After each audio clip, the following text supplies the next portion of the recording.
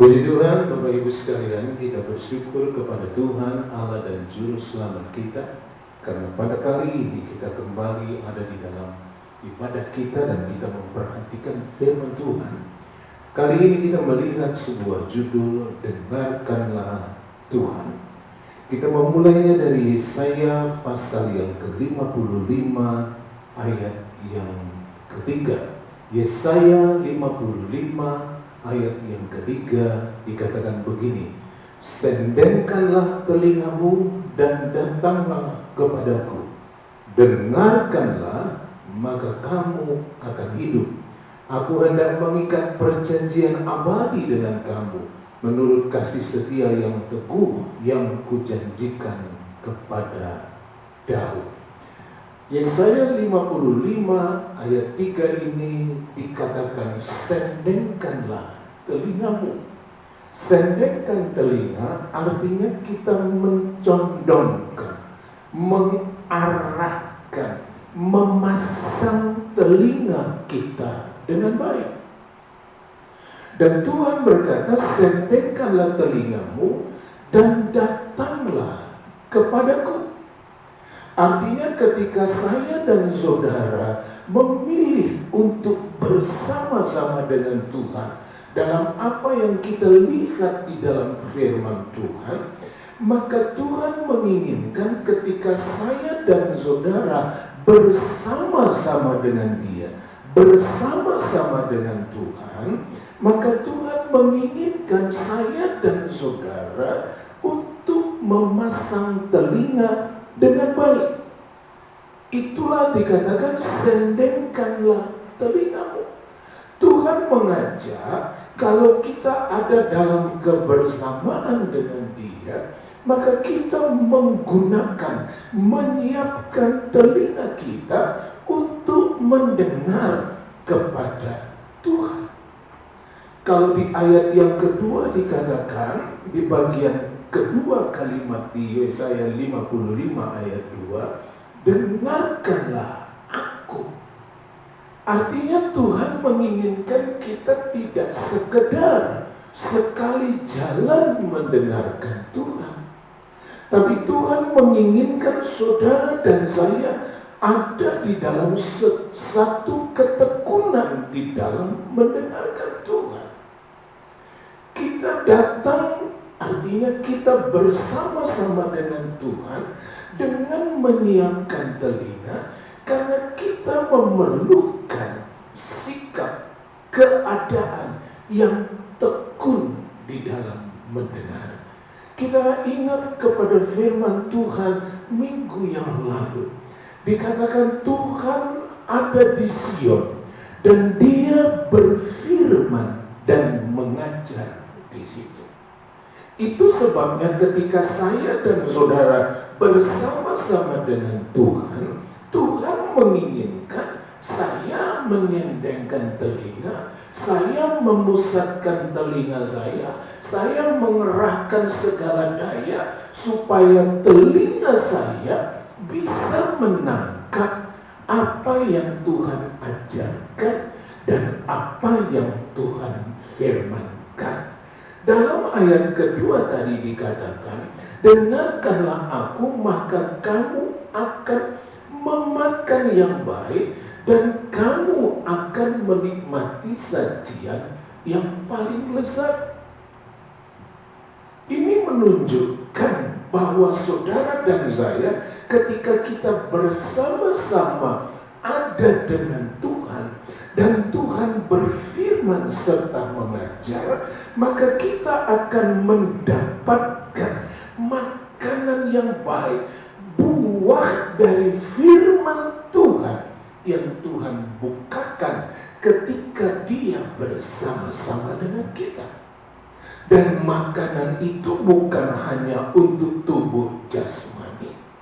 Tapi bagian kedua dari ayat yang kedua tadi, dan kamu akan menikmati sajian yang paling lezat, itu berbicara jiwa kita menikmati sesuatu yang memuaskan jiwa. Artinya saudara, firman dan pengajaran yang Tuhan sampaikan itu, dia membuahkan makanan yang baik bagi tubuh dan bagi jiwa kita. Kalau dikatakan di ayat yang ketiga, sendengkanlah telingamu dan datanglah kepadaku, dengarkanlah, maka kamu akan hidup. Artinya ketika kita bersama-sama dengan Tuhan, kita memperhatikan firman-Nya, kita memperhatikan pengajarannya, maka Tuhan menyediakan satu hal, hidup bagi kita, kehidupan bagi saudara dan saya. Hidup ini bicara hidup rohani dan hidup kekal. Tetapi tidak itu saja, untuk mencapai kepada kehidupan rohani dan hidup kekal itu, maka ada support dari Tuhan supaya saudara dan saya mendapatkan kehidupan itu. Kehidupan rohani yang baik, kehidupan kekal yang menjadi tujuan kita itu diawali, dibentuk oleh Tuhan dari mulai sekarang. Itu sebabnya saudara sekalian, apa yang Tuhan firmankan, apa yang Tuhan ajarkan itu, dia membuahkan buah yang mendatangkan satu keadaan bagi kita, makanan yang baik, hidup yang ada pada kita, hidup dalam kenyamanan dan berlimpah di dalam damai sejahtera Tuhan.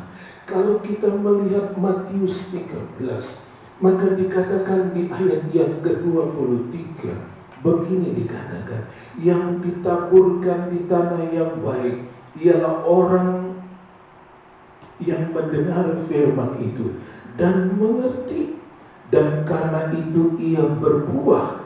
Ada yang 100 kali lipat, ada yang 60 kali lipat, ada yang 30 kali lipat. Jadi penjelasan Yesus tentang perumpamaan penabur itu, dia menyebutkan benih yang ditaburkan itu adalah firman, dan firman itu berbuah. Ada yang 100 kali lipat, ada yang 30, ada yang 60 kali lipat. Artinya saudara-saudara, firman itu dapat berbuah. Itu sebabnya Tuhan mengingatkan, ketika engkau bersama-sama dengan aku, ketika aku bersama-sama dengan engkau, pasang telingamu, siapkan telingamu untuk mendengar, sebab akan ada firman dan pengajaran yang Tuhan perlihatkan, yang Tuhan nyatakan dan diberitahukan kepada kita semua, bahwa firman itu dapat berbuah.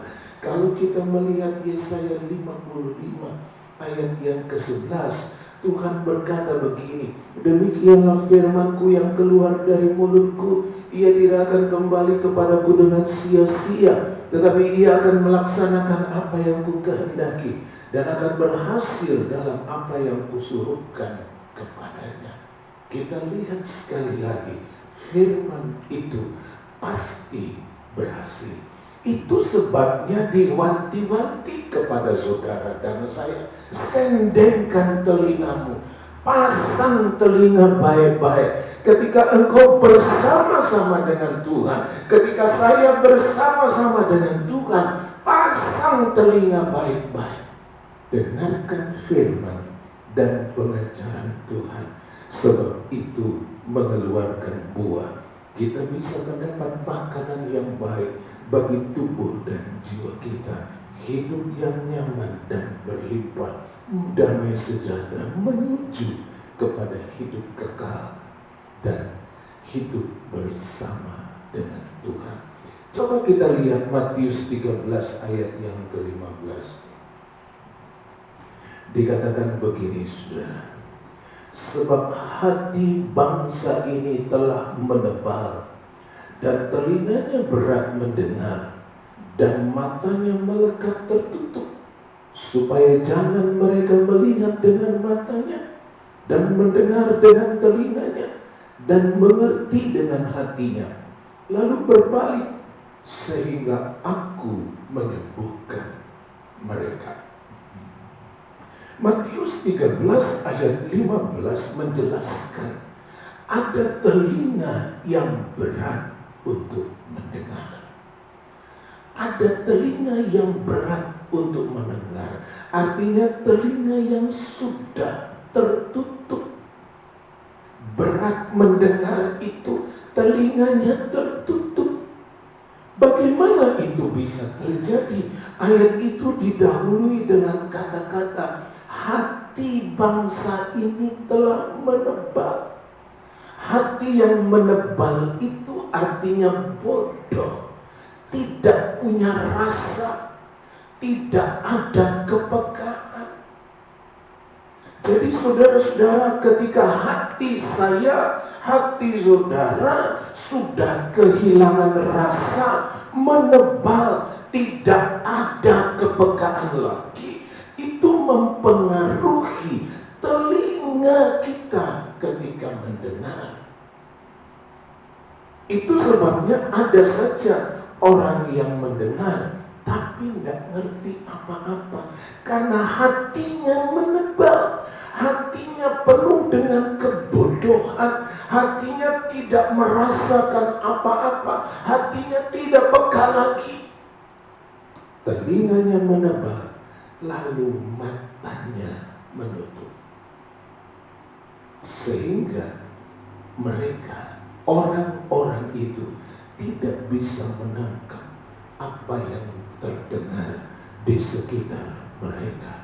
Hati penuh dengan keinginan, dan keinginan-keinginan yang ada di dalam hati itulah yang membawa dampak, yang memberi dampak dalam mendengar.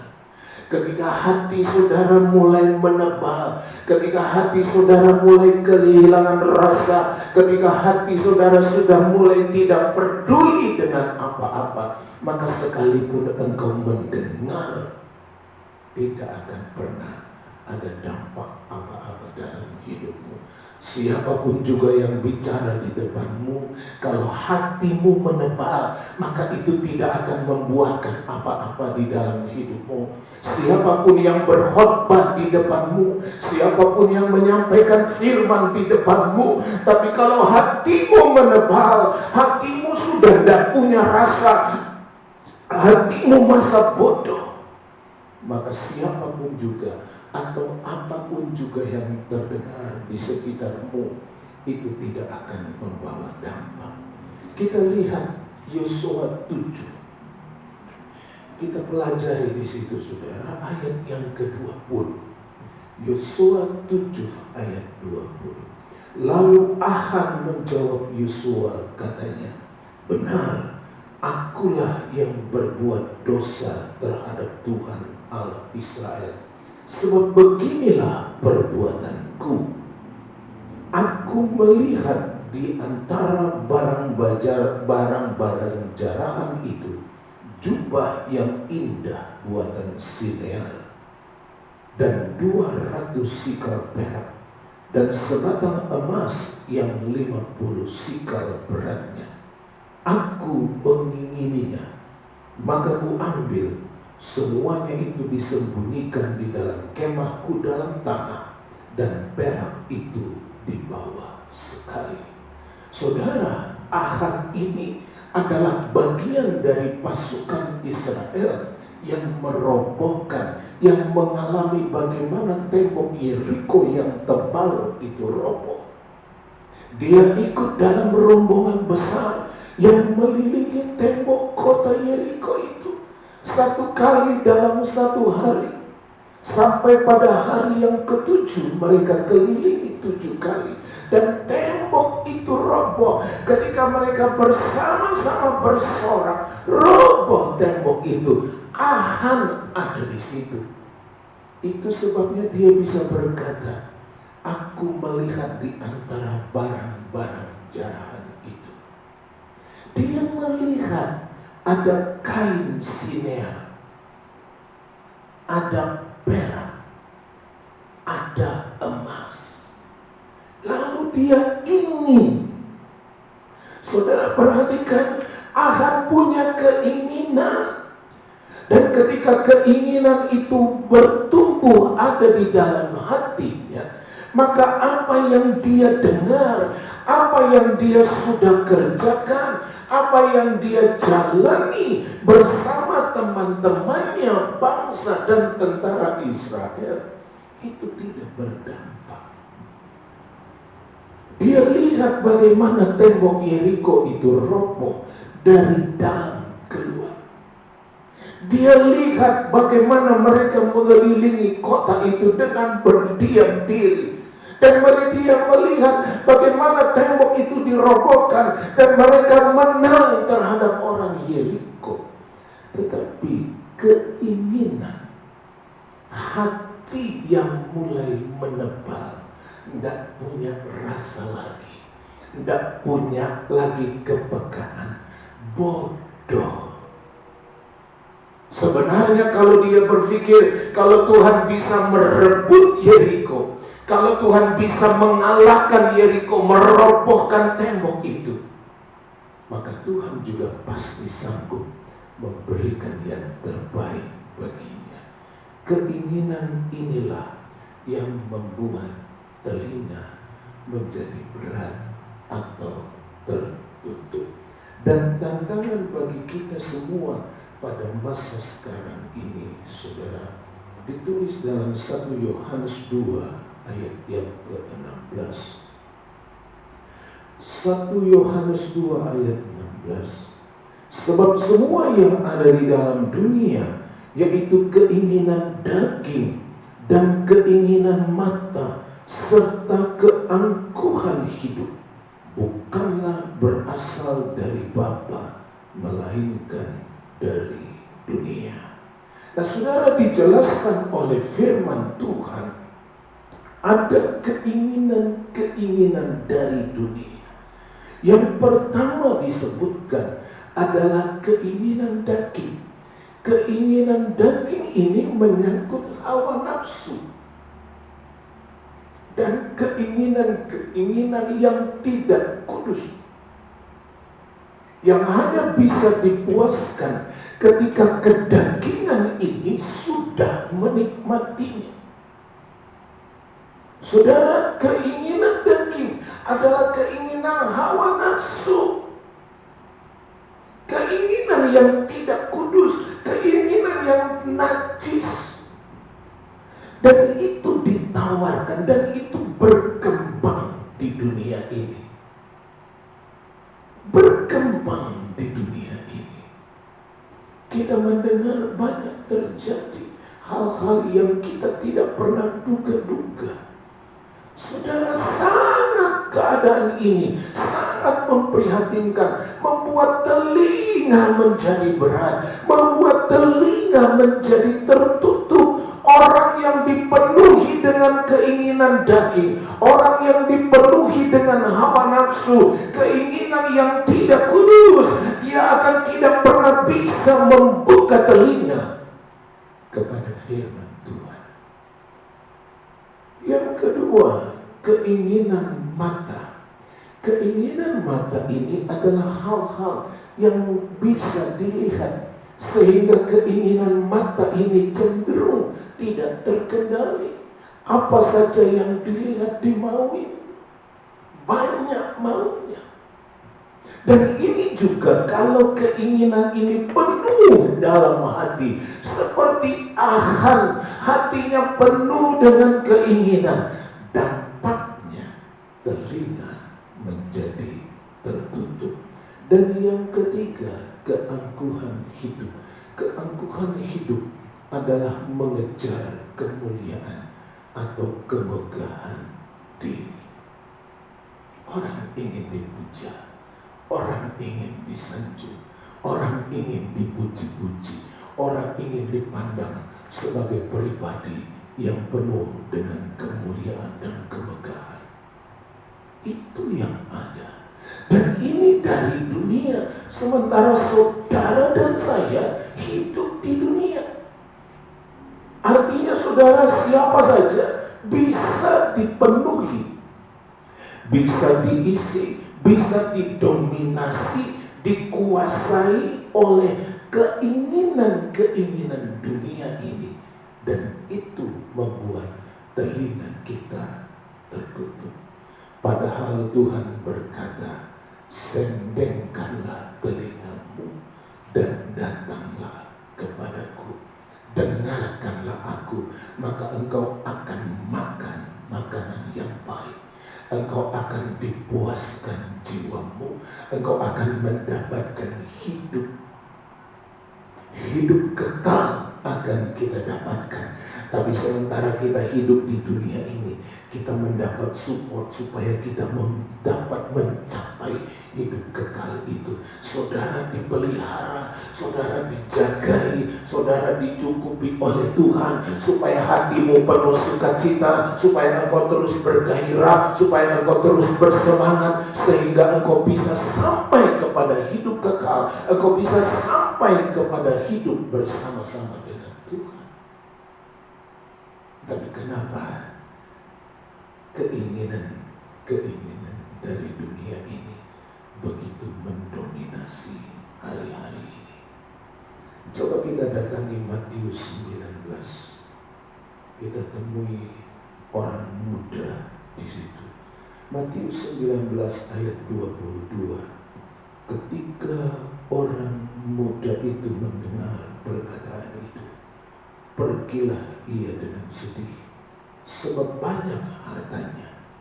Yesus berkata kepada murid-muridnya, aku berkata kepadamu, sesungguhnya sukar sekali bagi seorang kaya untuk masuk ke dalam kerajaan surga. Saudara, orang ini mendengar Yesus, mendengar langsung Yesus bicara.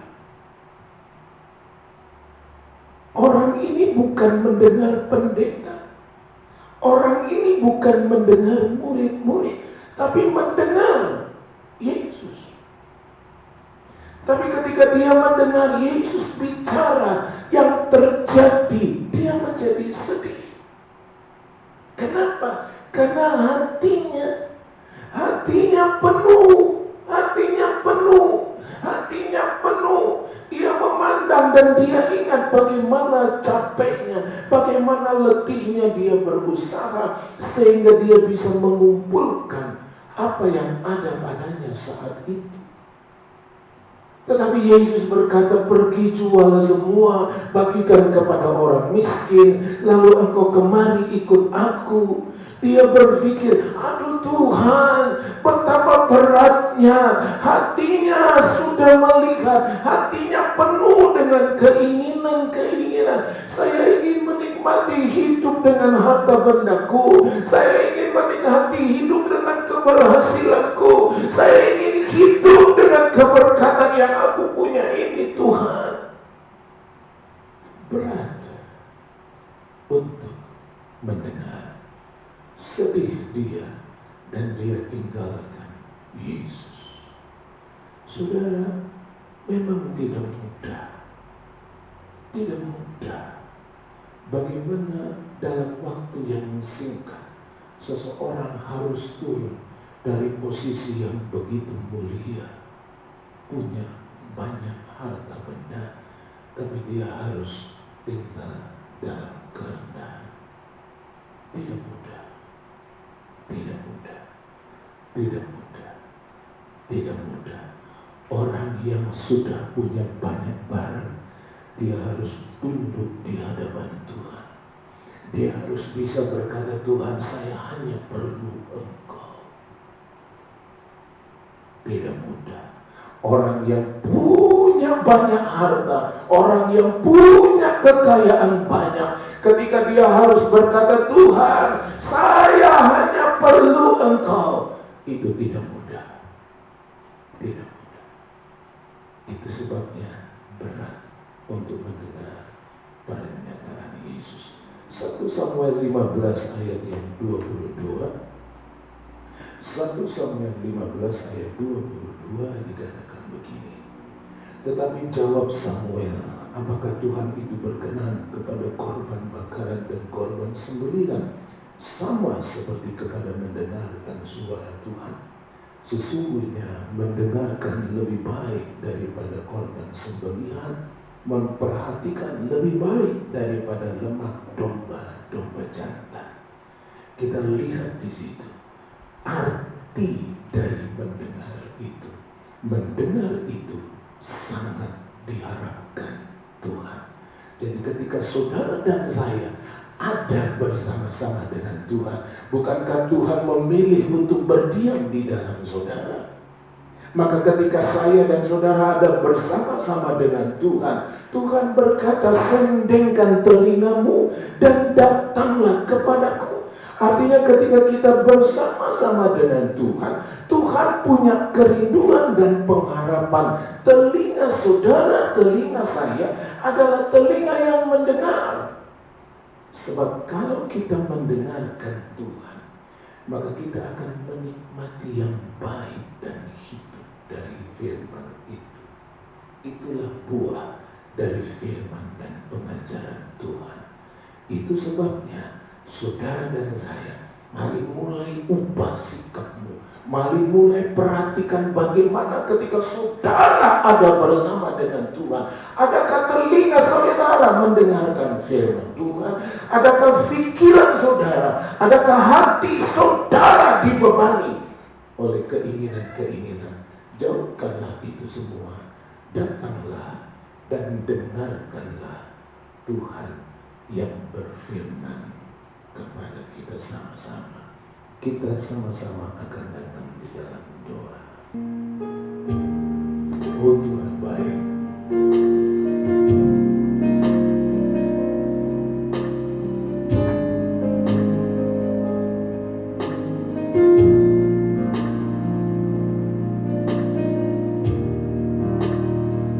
Hidupku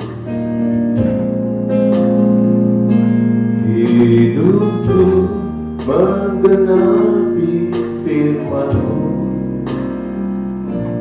tanda mujizat sertai tiap langkahku. Kau bersamaku di dalamku, jadi bukti kebesaran-Mu. Hidupku menggenapi firman-Mu,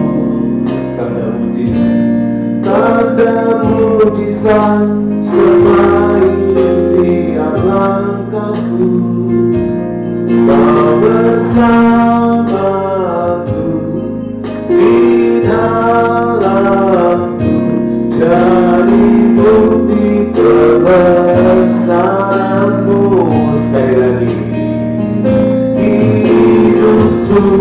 Menggenapi firman-Mu dalam nama Yesus, tanda mujizat sertai tiap langkahku.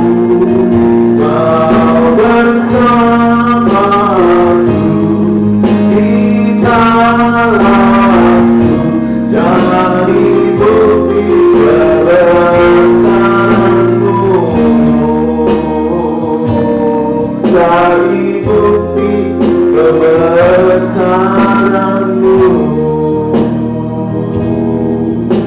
Bapa, di dalam nama Tuhan Yesus Kristus, jamaah Tuhan terjadi bagi 1-2 jiwa yang sedang terpuruk hari-hari ini. Ketika dia memperhatikan firman Tuhan ini, maka engkau bekerja baginya, engkau menggairahkan dia kembali, membuat firman-Mu nyata dalam hidupnya. Dia sedang mengeluh, dia sedang menghadapi banyak persoalan, tapi saat dia memperhatikan firman-Mu ini, Tuhan, nyata kuasa-Mu atasnya, di dalam nama Yesus Kristus, dia mendapat lawatan Tuhan yang luar biasa. Terima kasih Tuhan, seberapa banyak orang yang memperhatikan firman Tuhan pada kesempatan kali ini.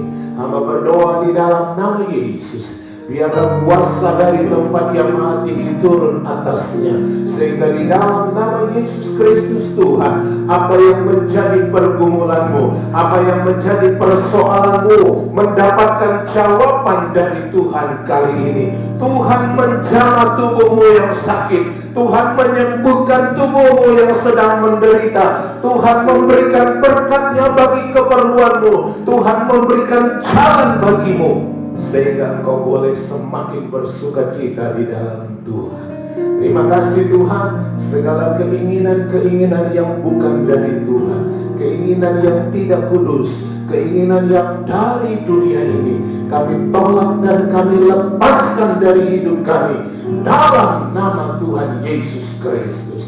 Terima kasih Tuhan, buktikan kuasa-Mu, buktikan janji firman-Mu bagi setiap anak-anak-Mu, bagi setiap orang yang mendengarkan firman Tuhan kali ini, dan mereka ada di dalam doa yang sungguh, maka lawatan Tuhan terjadi atasnya. Terima kasih Tuhan, segala puji bagi Allah di dalam sorga. Ampuni kami dalam nama Tuhan Yesus Kristus, kami sudah berdoa. Kemuliaan bagi Tuhan di tempat maha tinggi. Kau Raja diadukan dan dipuji.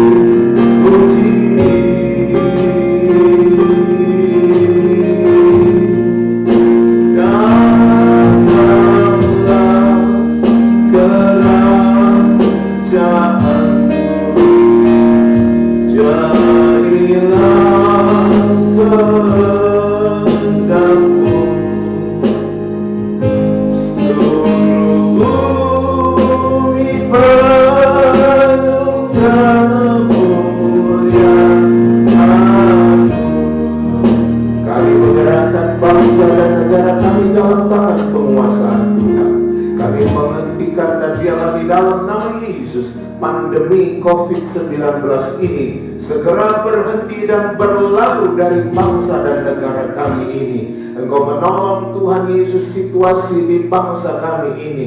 Kami turut prihatin Tuhan Yesus dan berseru kepadamu, lawatilah bangsa kami, sehingga kondisi yang lemah saat ini Tuhan Yesus, perekonomian yang melambat, perekonomian yang lemah, Tuhan buka jalan supaya bangsa ini boleh terselamatkan. Beri hikmat kepada Pak Presiden kami, Bapak Joko Widodo, dan seluruh aparat pemerintahan kami sampai ke tempat kami ini. Beri hikmat kepada mereka dapat bekerja dengan baik. Kalau negara kami sedang ada dalam suasana ulang tahun HUT kemerdekaan kami yang ke-75, kami bersyukur kalau bangsa kami, negara kami sudah merdeka 75 tahun. Dan kami doa biarlah Tuhan Yesus tahun ke depan, di hari ulang tahun ini, ada satu kemurahan yang Tuhan nyatakan bagi bangsa kami. Terima kasih Tuhan, terima kasih. Berkat-Mu bagi setiap pekerjaan dan pencaharian dari anak-anak Tuhan, dan berkati juga pelayanan pekerjaan Tuhan. Terima kasih Tuhan, segala puji bagi Allah di dalam surga. Dan sekarang kekasih-kekasih di dalam Tuhan Yesus Kristus, tadahkanlah tangan-Mu terimalah berkat anugerah dan kemurahan, damai sejahtera yang melimpah dari Allah Bapa, cinta kasih dari Tuhan Yesus, serta persekutuan Roh Kudus ada atas hidupmu, atas keluargamu, atas seluruh pekerjaanmu, bahkan atas kehidupan kami para hamba Tuhan dari hari ini sampai Maranatha, saat kami bertemu dengan Tuhan Yesus Kristus kekasih jiwa itu. Dengan ucapan syukur dalam nama Tuhan Yesus Kristus, kami sudah berdoa dengan percaya. Haleluya, haleluya. Amin.